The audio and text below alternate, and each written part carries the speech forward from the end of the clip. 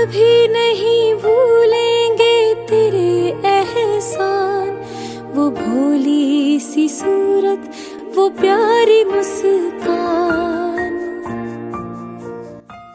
दया और करुणा की मूरत, अपने ममता के आंचल में हम सबको सहारा दिया, तब जब हमें इसकी सबसे ज्यादा जरूरत थी।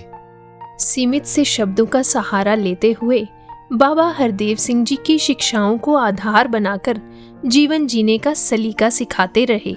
भाने में रहना, निरंकार पर अटूट विश्वास रखना, गॉडफिडेंस, हर किसी के लिए दिल में प्यार रखना, उनका ये कहना कि कोई भी परिस्थिति हो निरंकार संभाल लेगा, हूँ हरसेल्फ फॉर स्ट्रेंथ पर्सोनिफाइड।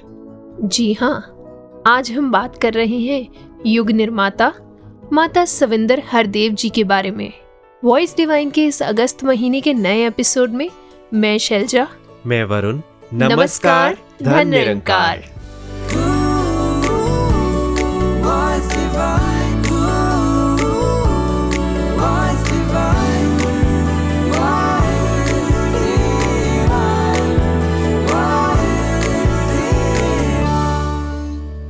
इकसठ वर्ष के जीवन काल में 36 वर्ष बाबा हरदेव सिंह जी के साथ मानव कल्याण के लिए कदम से कदम मिलाकर चले।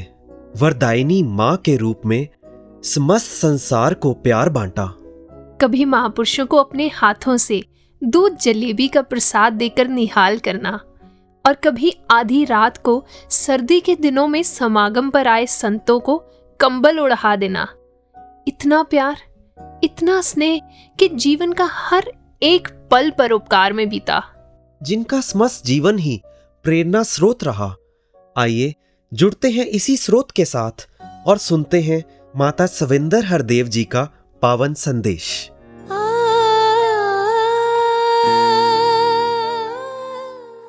एक कैटरपिलर, छोटा सा कीड़ा होता है, उसे हमने एक खूबसूरत तितली में बदलते देखा है। एक वो छोटा सा कीड़ा इतनी खूबसूरत ऊंची उड़ने वाली तितली में बदल जाता है, क्योंकि उसको अपने बनाने वाले पे पूरा विश्वास है। वो ना तो अपने शरीर के साथ जुड़ा होता है, ना किसी बदलाव से डरता है, और ना ही आने वाले कल से। इसी प्रकार हमारा भी जीवन बन जाए, जैसे निरंकार की रज़ा हो, उसमें हम रह पाएँ और भक्ति कर पाएँ। बेकल जी की वो लाइनें, तू कर काम मेरा मैं तेरा करूँगा, तुझे ढेर माया के अर्पण करूँगा, ये भक्ति नहीं है साध संगत जी। भक्ति तो वही है, इश्क हकीकी में एक ही असूल है, तू कबूल तो तेरा किया सब कुछ कबूल है। हमारे अंदर ऐसी भक्ति भर जाए और इसकी रज़ा में हमें बहना आ जाए, क्योंकि बहने के लिए हमें अपना एफर्ट नहीं करना पड़ता। You just keep flowing with the flow. तो निरंकार से यही अरदास है कि जैसे निरंकार चाहता है वैसे हमारा जीवन, जैसे बाबा जी ने चाहा वैसा हमारा जीवन बन पाए।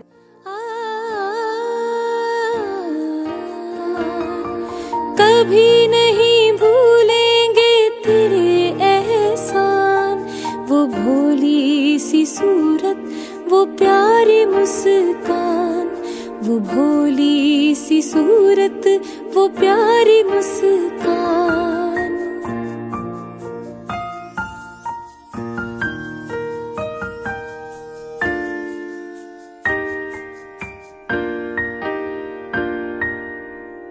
दिया हुआ तेरा है जो नूर मेरे पास है, मेरी जिंदगी तो बस तेरा एहसास है। दिया हुआ तेरा है जो नूर मेरे पास है, मेरी जिंदगी तो बस तेरा एहसास है, तेरा एहसास है।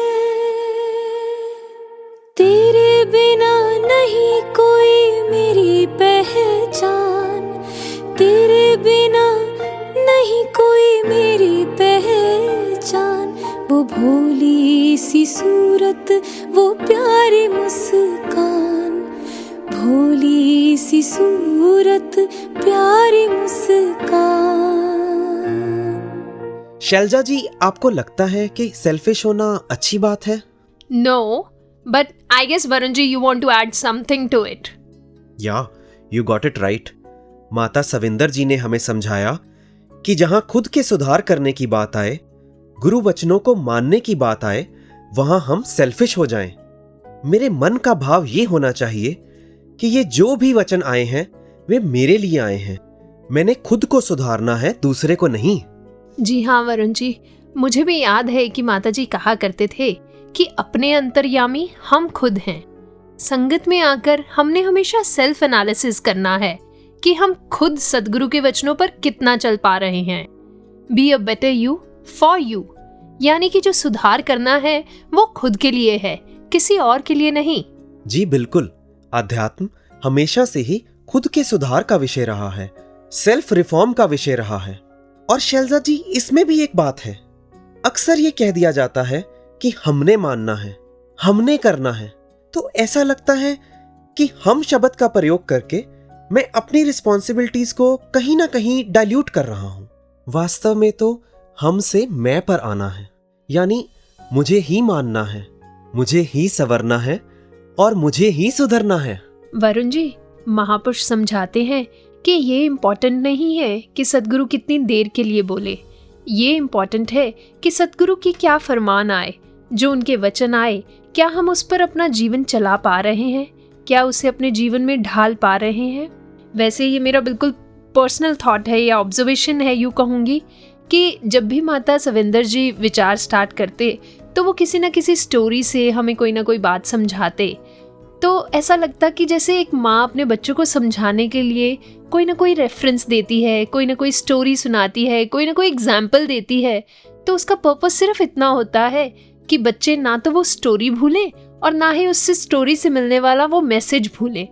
शैलजा जी, आपने स्टोरी का जिक्र किया तो मुझे भी एक विचार याद आ गई, जिसमें माता सविंदर जी ने एक ऐसी ही छोटी सी स्टोरी सुनाई जी। उसमें उन्होंने जिक्र किया कि एक बार एक दूध की दुकान होती है और एक युवा ग्वालन उसको चला रही होती है। उस पर जो भी लोग आते पैसे देते, वो ग्वालन उन पैसों को अपने गले में डालती और साथ ही साथ उतना ही दूध सबको दे देती। तो इतने में क्या होता है कि एक युवा उधर आते हैं, उनको पैसे देते हैं, वो पैसे गिनती भी नहीं है, गले में डाल लेती है और उनके पास जो बर्तन होता है उसको पूरा दूध से भर के दे देती है। तो पास खड़े हुए एक सज्जन उनसे पूछते हैं, वो सब कुछ देख रहे थे, तो उन्होंने पूछा कि आपने ऐसे क्यों किया। तो आगे से वो जवाब देती है कि मोहब्बत में हिसाब किताब नहीं होता।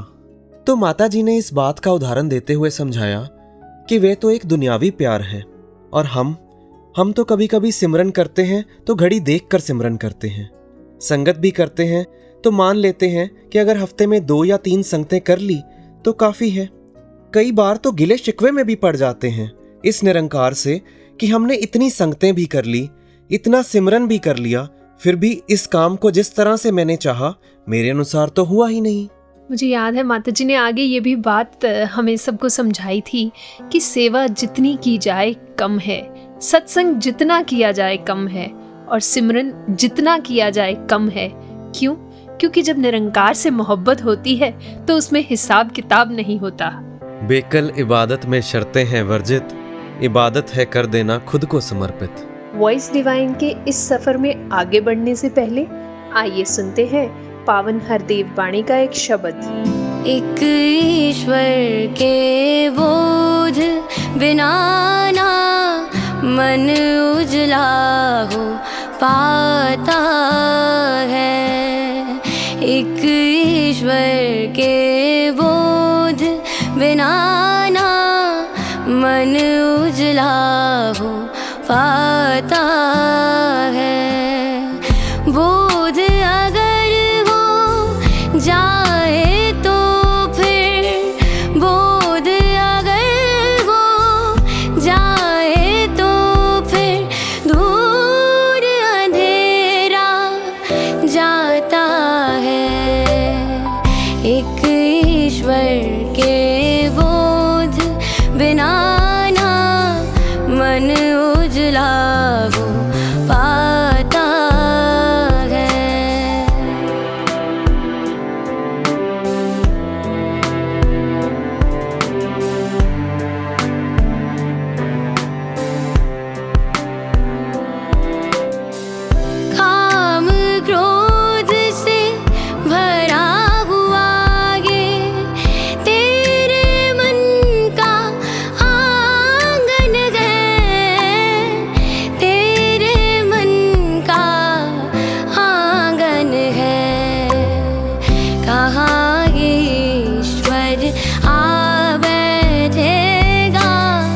कहाँ ये ईश्वर आ बैठेगा, मैला तेरा आसन है, मैला तेरा आसन है।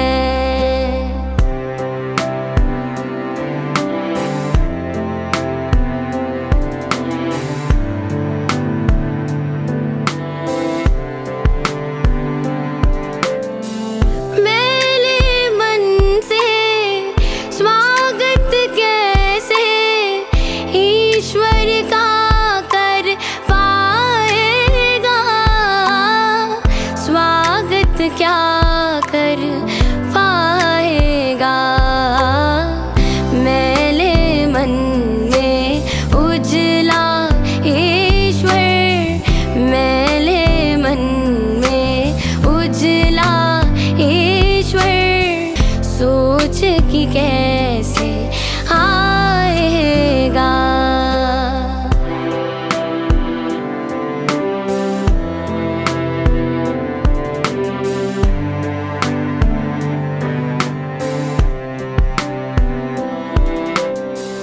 ज्ञान गुरु का पाने से ही, ज्ञान गुरु का पाने से ही मन निर्मल हो जाएगा, मन निर्मल हो जाएगा। कहे हर देव बसेगा ईश्वर, कहे हर देव बसेगा ईश्वर, मन मंदिर बन पाएगा। एक ईश्वर के बोध बिना ना मन उजला हो पाता है, मन उजला हो पाता है। स्वामी विवेकानंद जी की वो बात याद आ गई कि उनसे आकर किसी ने पूछा, "What did you gain by going to congregation?" He said, "I did not gain anything. I only lost. I lost my anger. I lost my hatred." Selja जी, अगर एक बिजनेस सेटअप की बात करें तो उसमें एक टॉप लाइन होती है, एक बॉटम लाइन होती है। और बॉटम लाइन यानी कि अगर नेट प्रॉफिट हमें इंक्रीज करना है तो उसमें केवल ये ज़रूरी नहीं कि हमारा रेवेन्यू कितना आ रहा है, टॉप लाइन कितनी बन रही है जी, उसके साथ साथ ये भी ज़रूरी है कि हमारे जो एक्सपेंसेस हैं उसको कैसे कम किया जाए। माता सविंदर जी ने भी हमें समझाया कि wisdom is learning a new thing every day, but wisdom is also to leave something each day. Mata Savinder जी के जीवन के बहुत से ऐसे पहलू हैं जिनमें से हम सभी को कुछ न कुछ प्रेरणा मिलती है। कुछ ऐसे संत हैं जिन्होंने माता जी के करीब रहकर इन शिक्षाओं को प्राप्त किया। हम बात कर रहे हैं विट्टी मामा जी और डिम्पल मामी जी के सुपुत्र अमन जी की। दुनियावी रिश्ते से तो ये माता सविंदर जी के भतीजे हैं, पर साथ ही एक समर्पित गुरसिख, सेवादार और सद्गुरु के प्रिय भक्त भी हैं। आइए सुनते हैं इन्हीं से कुछ अनुभव। अमन जी, वॉइस डिवाइन में आपका बहुत बहुत स्वागत है। थैंक यू जी, धन्यकार जी। धन्यकार जी। अगर मैं ये कहूँ कि लाइफ ही इन्हीं की दी हुई है, जैसे मेरे मम्मी बताते हैं कि जब मैं पैदा हुआ था तो मेरा वेट सिर्फ 800 ग्राम्स था। बहुत ज़्यादा प्री मैच्योर था और डॉक्टर्स भी इस लाइफ की होप नहीं देते थे। तो जैसे ये बात सविंदर माता जी तक आई, उनको पता लगी, सविंदर माता जी सीधा ही सदगुरु बाबा हरदेव सिंह जी महाराज के पास गए और उनसे आशीर्वाद लिया, नमस्कार करी और उनका चरनामत बनाया और फिर चरनामत लेके मेरे मम्मी के पास आए और उनको चरनामत दिया। और आपके सामने ही है आज कि ये जीवन मिला है, दास को ये सेवा मिली है अभी, और दास स्टूडियो में आपके सामने बैठा है। अमन जी, ये कहना यहाँ पर गलत नहीं होगा कि माता जी यूं तो समस्त शक्तियों के मालिक थे, पर फिर भी एक पूर्ण भक्त की भांति सभी मर्यादाओं को निभाते हुए सद्गुरु के पास गए, उनसे आपके परिवार के लिए आशीर्वाद मांगा। और एक बात, जब छोटे थे तो सारे बच्चों को एक जैसा प्यार दिया सविंदर माता जी ने, और जैसे बड़े समझाते हैं जी टाइम टाइम पे कि कैसे बच्चे को जैसे समझाते हैं कि कैसे बिहेव करना है, कैसे रहना है, और वो भी उन्होंने समझाया जी। और अगर आगे बढ़कर अपनी लाइफ की बात करूं तो 1999 की बात है जी, जब मेरे पापा ने शरीर छोड़ा, और उस टाइम भी सविंदर माता जी ने बहुत सहारा दिया, बहुत प्यार दिया, हर पल साथ खड़े रहे।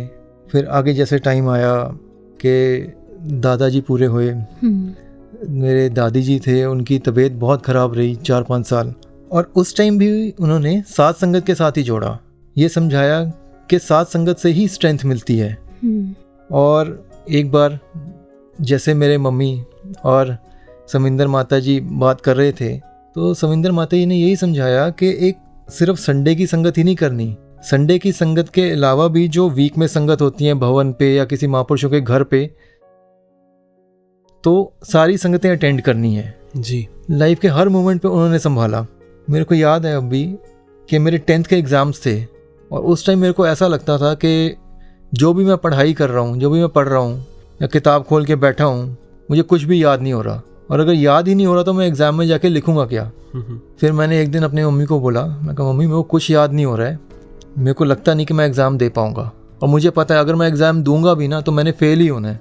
मम्मी ने बहुत समझाया, मेरे दिमाग में कुछ बात नहीं आई। फिर एक बार मम्मी ने मेरी सविंदर माता जी से बात कराई, फिर माता जी ने समझाया कि बच्चे आपका काम है सिर्फ एग्ज़ाम देना। सविंदर माता जी ने समझाया कि आप एग्ज़ाम दो, एटलीस्ट आप जाके बैठो एग्ज़ाम में, अपना कर्म करो, और उसके बाद की फ़िक्र मत करो। और जब रिज़ल्ट आया तो बहुत अच्छे मार्क्स थे, जितना एक्सपेक्टेड था उससे भी ज़्यादा थे। तो ऐसे भी उन्होंने समझाया। यानी कि माता जी ने भी कर्म पर जोर दिया कि जहां हमने निरंकार का आसरा लेना है वहां एफर्ट्स करने से पीछे नहीं हटना। कई बार ऐसे होता था कि माइंड में कोई बात चल रही है कि ये काम कैसे होएगा, या फिर इस काम के लिए ट्राई कर रहे हैं बहुत टाइम से, हो नहीं रहा है, क्या करें, क्यों नहीं हो रहा है। तो कई चीज़ें ऐसी डिस्टर्ब भी करती थी माइंड में। फिर जब माता जी से बात हुई तो उन्होंने समझाया, एक बात उन्होंने बोली कि बच्चे there is a time for everything, कि जब वो टाइम आएगा तो वो काम हो ही जाना है, हो ही जाएगा अपने आप। वाह। सदगुरु बाबा हरदेव सिंह जी के समय की बात है। एक बार शोभा यात्रा हो रही थी, से हम जानते हैं पालकी निकलती थी जी। बाबा जी, माता जी, राजमाता जी शोभा यात्रा में पालकी पे सबको दर्शन देते थे, और संगतें निहाल होती थी उनके दर्शन करके। तो एक बार की बात है कि दास को याद है कि ये बात सरोवर वाले ग्राउंड की है। तो बाबा जी, माता जी, राजमाता जी पालकी में थे, और दास मीडिया की वैन के ऊपर बैठा हुआ था, और डिस्टेंस भी काफ़ी था पालकी और मीडिया की वैन के बीच में। तो मेरा आई कांटेक्ट हुआ सविंदर माता जी से, और उन्होंने दूर से ही ना इशारा करके पूछा कि बच्चे कुछ खा के भी आए, इतनी सुबह सुबह ऐसे ही तो नहीं आ गया। अच्छा, ऐसा ही एक सुंदर सा एक्सपीरियंस मेरा भी है कि हम सब समागम की तैयारियां एक छोटे से कमरे में बैठ के कर रहे थे, 12-15 जने थे।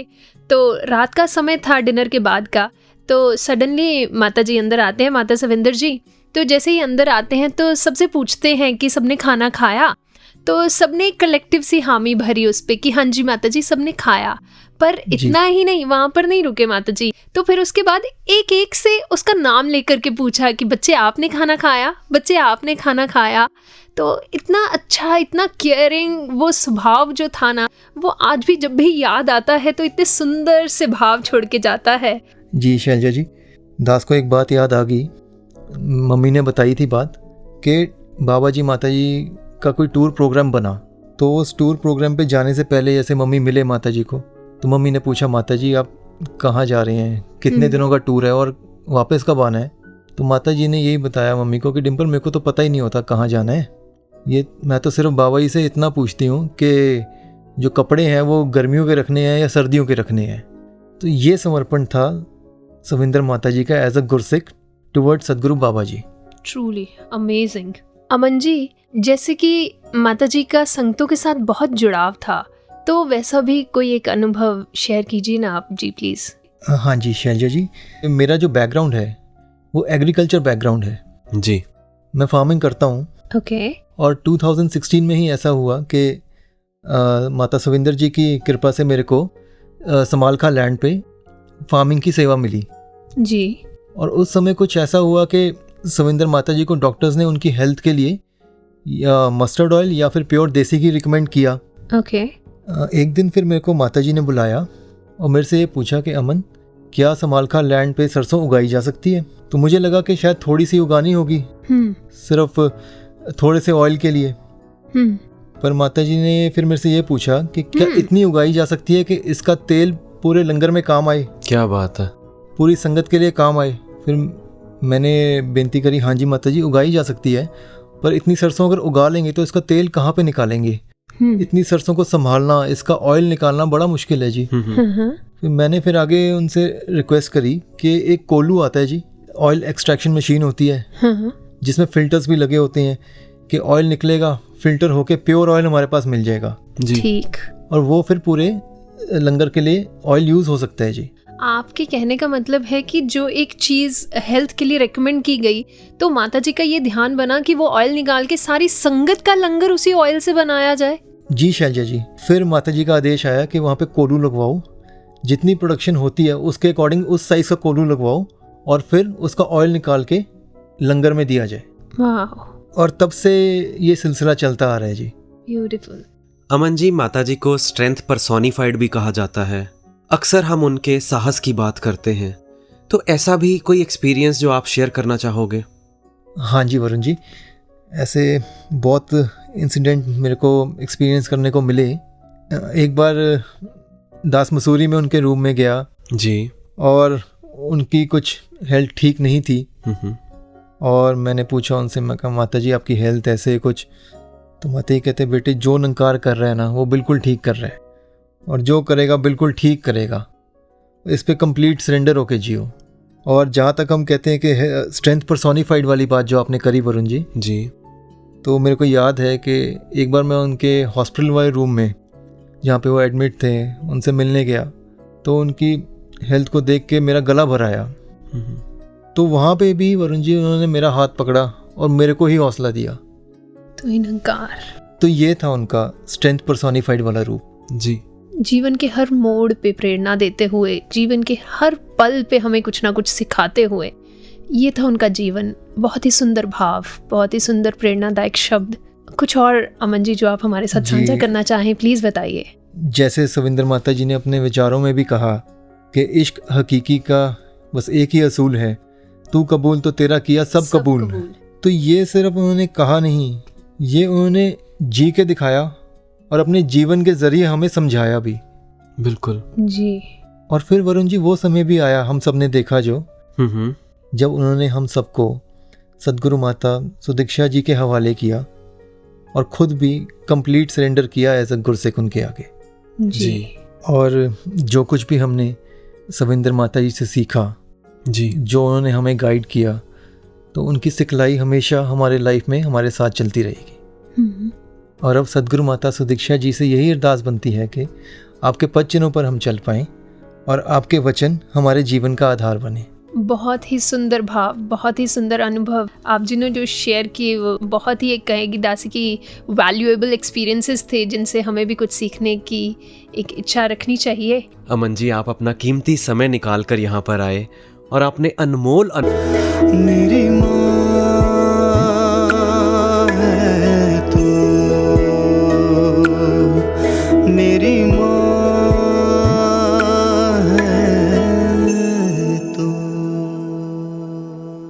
शेलजा जी, हम जानते हैं कि मसूरी में बहुत से संतों महात्माओं को बाबा जी माता जी के साथ समय बिताने का अवसर मिला, और हमने देखा कि हाथी पांव या जॉर्ज एवरेस्ट से जब भी वापस आया करते थे, तो अगर संगतें पैदल चल रही हैं तो माता जी गाड़ी होते हुए भी संगतों के साथ पैदल चलना पसंद करते थे। जी हाँ, और महापुरुष ऐसा भी बताते हैं कि कभी कभी जब माता जी कहीं से बहुत थके हुए आते, उन्हें बहुत भूख भी लग रही होती थी, तो अंदर आते ही चाहे खाने का टेबल तैयार होता था, पर फिर भी वो तब तक स्टार्ट नहीं करते थे, तब तक खाना नहीं खाते थे जब तक बाबा जी वहाँ पर आ नहीं जाते थे।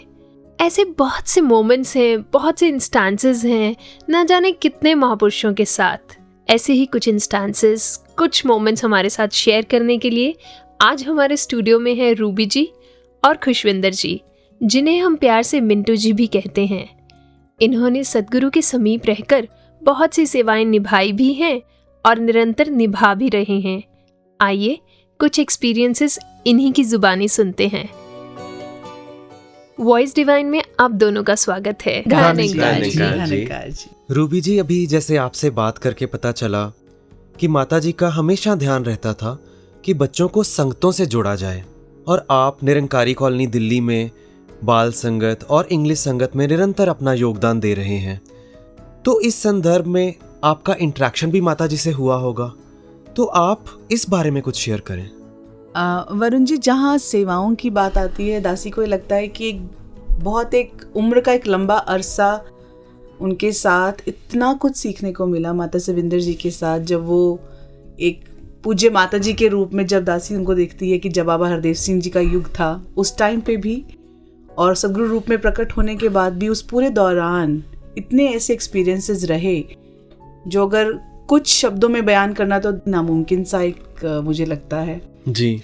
एक उनकी पर्सनालिटी की जो बहुत छाप हम सब यंगस्टर्स के लिए बहुत बड़ी इंस्पिरेशन है, वो थी कि हमेशा एक सादगी और एक कह सकते हैं सहजता को जब उन्होंने इम्पोर्टेंस दी, कि उनसे कोई भी मिलता था तो चाहे वो कितनी भी बड़ी उम्र का उनसे कोई बुजुर्ग मिले या कोई नौजवान मिले या 5 साल का बच्चा हो, उनकी सिर्फ एक मुस्कान और बात करने का तरीका ऐसा होता था सहज कि वो उनसे रिलेट कर पाता था। वो कहता था ये मेरे जैसे ही हैं। So that was the best thing about her personality, जो मुझे लगता है कि एक इम्पॉर्टेंट था। और वहीं वो जब, अगर मैं ये कहूँ कि उनकी इसी खासियत को जब मैं बाल संगत से जोड़ती हूँ कि उनका बच्चों से लगाव, और जो बच्चों की बात आती तो भविष्य का जो एक उनकी जो विजन थी मिशन के पॉइंट ऑफ व्यू से, कि वो लगता था कि बाल संगत में ऐसी एक्टिविटीज़ हों जो बच्चों को हिस्टोरिकल नॉलेज भी दे। और वहीं संगतों में रेगुलर आप बड़े बुजुर्गों को ज़रूर बुलाओ, आप उन्हें बुलाकर बच्चों को बताओ कि जो आज आप मिशन का रूप देख रहे हैं उसमें किस तरह से, किन किन पड़ावों से कैसी कैसी चीज़ें बच्चे सीख सकते हैं। वो जो बाबा जी अपने विचारों में कहते थे कि बुजुर्गों का होश और जवानों का जोश, वो माता जी ने बड़े अच्छे तालमेल से बाल संगतों में, नौजवानों में, हर रूप में डाला। दासी को उनकी एक बात याद आ रही है कि हमें बाबा हरदेव सिंह जी के युग में जब भी बहुत ऐसे मौके मिले नमस्कार के, और नमस्कार ख़त्म होने के बाद शाम को कभी जब मौका मिलना माता जी के साथ, तो माती ने बड़ा मुस्कुरा कर कहना कि आज एक बच्चा बाबा जी के पास आया और उसने आके अपना पेन बाबा जी को दिया और कहा, बाबा जी आप इस पेन को टच कर दो तो मेरे एग्ज़ाम्स अच्छे होंगे। तो माता जी ने हंसकर कहना कि ये हमें बाल संगत में ज़रूर बात कहनी चाहिए, क्योंकि उस बच्चे के पास ये जो एक मिथ उसने अपने माइंड में क्रिएट किया, it wasn't created by the child itself, it was actually family में कहीं ना कहीं ये डिस्कस हुआ, घरों में ये बात हुई, और बाबा जी इन्हीं मिथ से आपको निकाल रहे हैं। और ऐसा हमने कॉलोनी में जब बाल संगतों में एक्टिविटीज़ करी, हमने बच्चों से कहा कि आप एक बोल में अपने क्वेश्चंस डाल दीजिए और उन क्वेश्चंस पे नाम ना लिखिए, क्योंकि हमें नहीं मालूम चलेगा किसका सवाल कौन सा है। और हम स्टेज पे स्पेशल संगत करते थे 1 महीने की, और एक महात्मा को, चाहे वो, क्योंकि निरंकारी कॉलोनी में थे तो कभी परम पूज्य शास्त्री जी आते थे, कभी हम राज मामी जी को बुलाते थे, या ऐसे महात्मा जो उन पर्चियों को निकाल के बच्चों के सवालों के जवाब देते थे। तो ऐसे बहुत से सेशंस करने के बाद मुझे ऐसा लगा कि ये एक मस्ट एक्टिविटी होनी चाहिए, जो शायद NYS में भी हम सब ने वो देखा, वो रूप आज हम देखे सदगुरु माता सुदीक्षा जी के युग में वो चीज़ साकार होती हुई देखी जी, कि यंगस्टर्स के बहुत सारे ऐसे डाउट्स थे, बहुत सारे क्वेश्चंस जो पूरे इंडिया के हर NYS में निकल के बच्चों ने अपने क्लैरिफाई किए और किस तरह निरंकार से जोड़ा। वो कहते हैं कि सदगुरु के हर रूप में किस तरह ये अपने आप को भक्त के लिए, सदगुरु हमेशा उनका कार्य ही जिस तरह से वो दिन रात इसी चीज़ में वो हमारे साथ हैं कि वो हमारे भले के लिए, हमारे फ्यूचर को बेटर करने के लिए, एक बेटर अंडरस्टैंडिंग के लिए हर वो आयाम तैयार कर देते हैं। अगर बाल संगत की इम्पोर्टेंस की बात की जाए तो दासी को ये लगता है कि एज अ पेरेंट तो माता सविंदर जी ने हमेशा अपने बच्चों को तो संगत से हर रूप में, हर एक क्षण में कहती हूँ जोड़े रखा। वहीं एज अ ग्रैंड पेरेंट जब कभी हार्दिक संप्रीति जी की वीकेंड पे कोठी आना होता था तो यही एक बात माता जी ने कहनी कि शाम को पूरे 6 बजे तक पहुँच जाना क्योंकि 7 बजे संगत शुरू होगी। और अगर फ्राइडे और सैटरडे बच्चे यहाँ पे होते थे तो फ्राइडे 7 to 8 बाल संगत और सैटरडे 8 to 9 इंग्लिश मीडियम संगत। तो ये 2 संगतें तो बच्चों की थी कि कोई भी प्लानिंग अगर बच्चों के खेलने की या बच्चों ने कहीं जाना है या वो आए हैं रहने के लिए, उस पूरे प्रोसेस में, उस पूरे दिन में, शेड्यूल में ये 2 घंटे उनके बुक होते थे कि आपने टाइम पे संगत पहुंचना है। और जितने भी शायद मिशन के अगर आप इवेंट्स अगर पीछे मुड़कर देखते हैं, चाहे वो NYS गुरु वंदना के प्रोग्राम थे, कई समागम थे और हार्दिक संप्रीति जी हमारे साथ उनमें पार्टिसिपेट करते थे। और माता जी वॉज वेरी पर्टिकुलर कि वो रिहर्सल्स पे ज़रूर पहुँचें, टाइमली पहुँचें। वो सादगी, वो सिंप्लिसिटी जैसी उनमें खुद में थी, उन्होंने अपने बच्चों में भी और अपने हर एक शख्स में जो उनके आसपास उनके साथ था उसमें वो उस तरह से कहते हैं ना कि आप कभी तितली के पास अगर ज़रा सा छू भी लें तो वो रंग आपके ऊपर आ जाते हैं। तो उनकी पर्सनालिटी के कुछ ऐसे रंग थे जो वो छिड़कते गए हर एक अपने आसपास के हर एक शख्स के ऊपर। तो अभी जैसे रूबी जी बात कर रहे थे तो ध्यान में काफ़ी बातें आ रही थी और सारी तो क्या शेयर कर पाएंगे, जो भी थोड़ी बहुत हैं दास ज़रूर आपसे शेयर करेगा जी। NIS के टाइम की बात है कि बाहर साथ जाने का जब मौका मिला तो वहाँ पहुँचे तो जेट लैग भी था, नाइट की फ़्लाइट थी, तो लगा कि अब थोड़ा रेस्ट करेंगे, अपने अपने रूम में चले गए। इतने में शायद आधा पौना घंटा ही हुआ होगा तो मैसेज मिला कि नीचे आ जाओ। तो जब नीचे पहुँचे तो देखा माता जी स्वयं खड़े हैं और सबके लिए लंगर पैक करा रहे हैं कि चलो स्टेडियम जाना है, जहाँ पे प्रोग्राम है, जहाँ तैयारियाँ हो रही हैं, उन सब के लिए लंगर लेके जाना है। तो लंगर लिया और वहाँ गए। माता जी ने अपने हाथों से सबको बांटा, खिलाया, फिर सिंपल सी एक थाली में खुद खाया और फिर उसके बाद सबको चाय वगैरह भी पिलाई। और इतने में किसी महापुरुष ने कोई डिस्कस कर रहा था कि मुझे ये चीज़ नहीं मिल रही, स्टेज पे लगनी है। तो इतने में माता जी कहते ठीक है मैं अभी लेके आती हूँ। तो इतने में उन्होंने ड्राइवर महात्मा को साथ लिया और वो 10-15 मिनट में लेकर भी आ गए। तो वो एकदम से जब ये सब देखते हैं तो लगता है कि मालिक हैं वो इस दुनिया के। उनकी सिंप्लिसिटी, उनका सादापन देख के यही अरदास मांगते हैं, कृपा करो कि हम थोड़ा सा भी अगर उनमें से उनकी सीख से ले पाएँ। साथ रहने का मौका तो बहुत लोगों को मिला होगा, उनमें से दास एक है, लेकिन अगर एक बात भी उनकी लाइफ में दास अपना ले तो मुझे लगता है कि लाइफ बन जाएगी।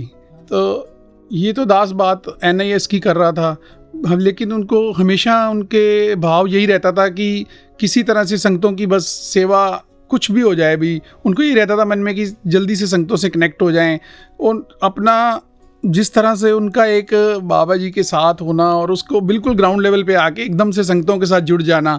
ऐसे ही दास को एक और बात याद आ रही है 2018 की, जब बनारस का समागम हुआ और वहाँ से हम लोग वापस आए। आने के बाद एकदम से माता जी की सेहत एकदम से काफ़ी बिगड़ गई, तो डॉक्टर्स वगैरह के पास जाना पड़ा। और इन बिटवीन 1 वीक के बाद सिलीगुड़ी समागम था, वहाँ जाना था। तो सबके कहने पे बोला गया कि भाई डॉक्टर्स मना कर रहे हैं, नहीं जाना, उसको कैंसिल कर देते हैं। तो ऐसा लगा कि उनका भाव था कि किसी न किसी तरह से ये प्लान बन ही जाए तो अच्छा है, कि संगतें वेट कर रही होंगी। लेकिन फिर उसके बाद ये प्रोग्राम एक्सटेंड होता रहा और जो डेट को जाना था वो निकल गई। और उसके बाद एक दिन रात को 11-12 बजे मुझे फ़ोन आया कि जल्दी से कोठी आओ। मैं चला गया और जाते ही बोला कि सुबह 9 बजे की जो भी पहली फ़्लाइट है सिलीगुड़ी की बुक कराओ और सुबह जाना है, संगतें वहाँ वेट कर रही हैं। मैं पहले सोचता रहा कि एक बार किसी से डिस्कस कर लूँ, कहते नहीं कुछ नहीं, अभी टिकटें बुक कराओ और सुबह जाना है। तो वो समागम मार्च में माता जी, सदगुरु माता जी खुद गए वहाँ पे, प्रोग्राम संगतों को रहमत दे के 3-4 दिन का प्रोग्राम करके फिर वापस आए। नज़दीक रह के यही देखा कि उन्होंने अपना शरीर को कभी भी अहमियत नहीं दी, बिल्कुल भी। और हमेशा उनको यही होता था कि मैं संगतों से कनेक्ट में रहूं। और उनको हमेशा ये लगता था कि नहीं यहाँ संगतें वेट कर रही होंगी, उनको ये होगा कि माता जी आएंगे, सारे प्रोग्राम बन चुके थे, प्लान बन चुका है, तो मुझे जाना चाहिए। और जब देखा कि सदगुरु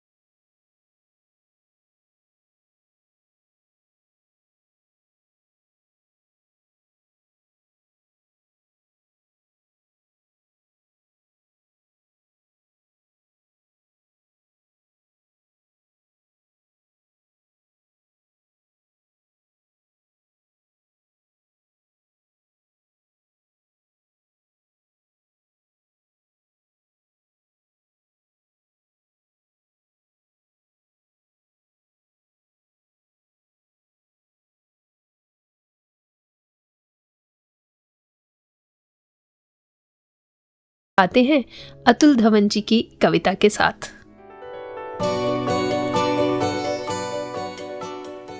धन निरंकार जी, सतगुरु माँ की फुलवारी के घर फूल बन जी पाएंगे, खुद भी खिले रहेंगे और दुनिया को भी महकाएंगे।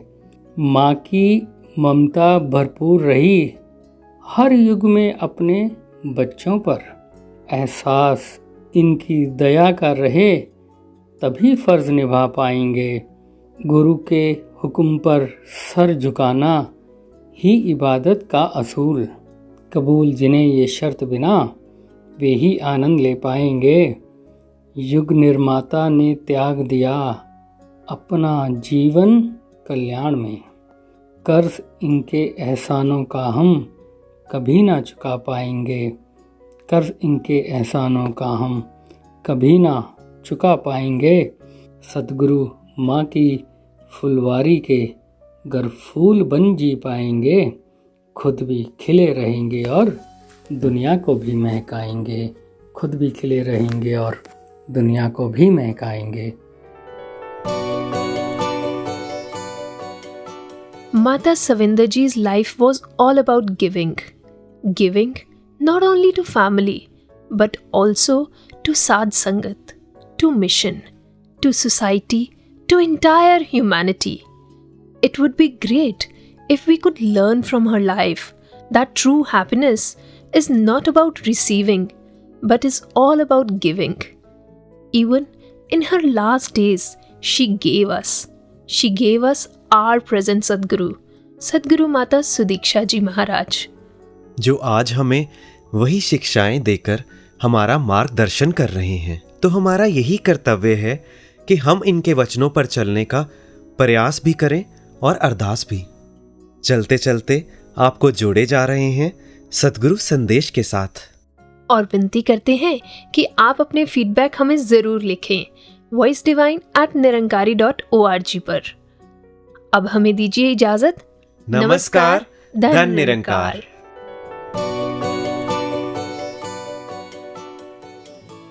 हम अपने आप का सुधार अगर करना चाहें तो ये चेतनता, ये ब्रह्म ज्ञान हमारी झोली में है। इसका इस्तेमाल करेंगे तो जहाँ स्वयं का भी सुधार होगा, बाकी पूरे विश्व का भी होगा। तो इसी के ऊपर जब हम अपना पूरा फोकस रखेंगे, हर पल में इस निरंकार को देखेंगे, तो निश्चित ही हमारा हर पल सुधरता जाएगा। वो भक्ति का मार्ग ही है। जब इस परमात्मा की रज़ा में रहेंगे, एक सद्गुरु के शरीर से जुड़कर ही भक्ति सिर्फ नहीं होती, क्योंकि ये परमात्मा ही है जो सद्गुरु भी दिखाता है। तो जब तक इस परमात्मा से सही मन से जुड़े हैं, भक्ति वहीं से शुरू है और वहीं तक है। तो इस तरह जहाँ हर एक की सेवा करना ये एक हमारी ड्यूटी भी है, रिस्पॉन्सिबिलिटी भी है और मन की चाह भी होना चाहिए। वहाँ सबसे पहले है कि अपनी सोच, अपनी इंटेंशन को साफ रखें। इस परमात्मा से जुड़कर जब तक रहेंगे, सारी दातों से इसने नवाजा हुआ है।